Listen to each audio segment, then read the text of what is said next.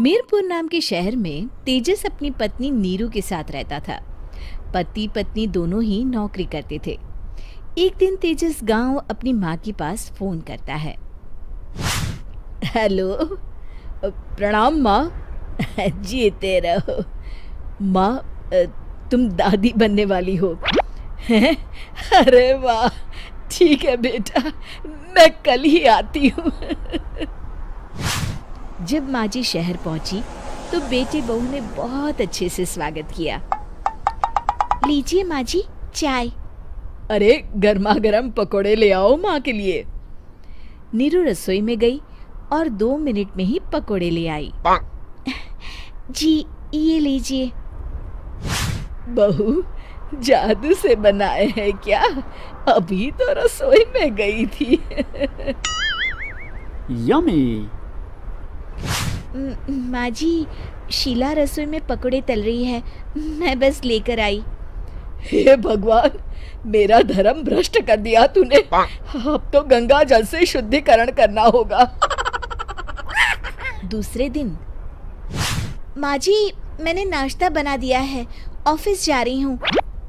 पर अभी तो घर का सारा काम पड़ा है। शीला आती ही होगी, झाड़ू पोछा बर्तन कपड़े वो सब कर लेगी। हमारे जमाने में घर का सारा काम हम ही करते थे। जी माँ जी, आप बहुत होशियार हैं, मैं घर ऑफिस दोनों नहीं संभाल पाती। तो जरूरत क्या है घर से बाहर जाकर चाकरी करने की? वैसे भी घर का काम खुद करने से घर में बरकत आती है, समझी? पर माँ जी। पर वर कुछ नहीं, इस महीने की पगार मिले फिर ऑफिस बंद है। हाँ। रात को नीरू तेजस से कहती है, सुनिए जी, माँ जी बोल रही थी कि मैं नौकरी छोड़ दूं। वैसे ठीक ही तो है, अभी तुम्हें आराम की जरूरत है। फिर भी आराम कहाँ, शीला को छुड़ाने के लिए बोल रही थी। तो अब 24 घंटे में इतना काम तो कर ही सकती हो। पर जॉब पसंद है मुझे, घर पर मन नहीं लगेगा। अगले दिन जब दोनों ऑफिस के लिए निकल रहे थे, मेरी तो कोई कीमत ही नहीं है इस घर में।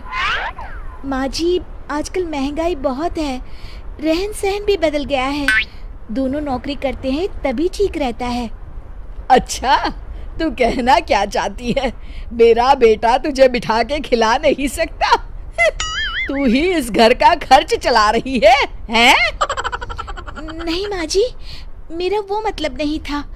मतलब खूब समझती हूँ, ये बाल धूप में सफेद नहीं किए मैंने। हाँ। अब तो ये रोज का काम हो गया था। तेजस भी रोज की झिकझिक से परेशान हो गया था। एक दिन उसने कहा, नीरू, वैसे भी तुम्हें मैटरनिटी लीव मिलने वाली है, तो अभी से ही छुट्टी ले लो। पर क्या, मेरी सैलरी अच्छी खासी है। आखिर नीरू ने रिजाइन कर दिया। जब बच्चा हुआ तो घर में सब बहुत खुश हुए। कुछ दिनों बाद तेजस फाइल देख रहा था। क्या हुआ तेजस, कुछ परेशान लग रहे हो? हाँ, वो हमारी जितनी सेविंग्स थी वो तो हॉस्पिटल में और छठी के फंक्शन में खत्म हो गई है नीरू।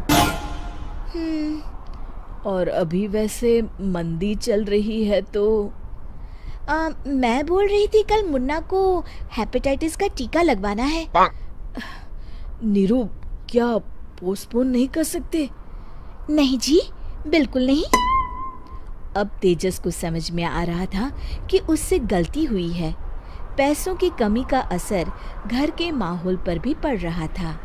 अगले दिन, बेटा मेरा चश्मा और ये दवाइयाँ ले आना, पर्चा देते हुए माँ जी ने कहा। जी। तेजस, मुन्ना के लिए दूध का डिब्बा और डायपर भी ले आना, और ये किराने के सामान की लिस्ट है, इसे भी लाना है।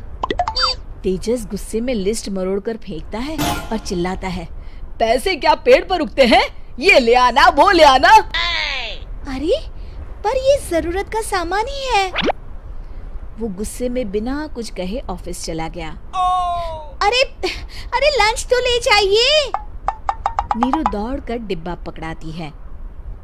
एक दिन खाना खाने के बाद, नीरू, अब तो मुन्ना कुछ बड़ा हो गया, तो अब तुम वापस ज्वाइन कर लो ना जॉब। पर इस रिसेशन में जॉब मिलना बहुत मुश्किल है। ट्राई तो करो। फिर मुन्ना, माँ जी है ना, और एक फुल टाइम मेड भी लगा लेंगे। पर माँ जी, उन्हें तो पसंद नहीं। तभी माँ जी वहाँ आ जाती है और प्यार से नीरू के सर पर हाथ फेरते हुए बोलती है, अब मेरी समझ में आ गया बहू, पहले के और अब के समय में अंतर है। तुम काम शुरू करो, मुन्ना की जिम्मेदारी मेरी। मेरी प्यारी माँ जी। ये कहकर नीरू उनके गले लग गई। शिक्षा, परिवर्तन संसार का नियम है, हमें भी समय के साथ चलना चाहिए। उम्मीद है कि आपको हमारी ये कहानी पसंद आई होगी। कृपया हमारे चैनल को सब्सक्राइब करें और सभी अपडेट्स के लिए बेल आइकन जरूर क्लिक करें। और हाँ, वीडियो लाइक और शेयर करना मत भूलिएगा। Bye bye.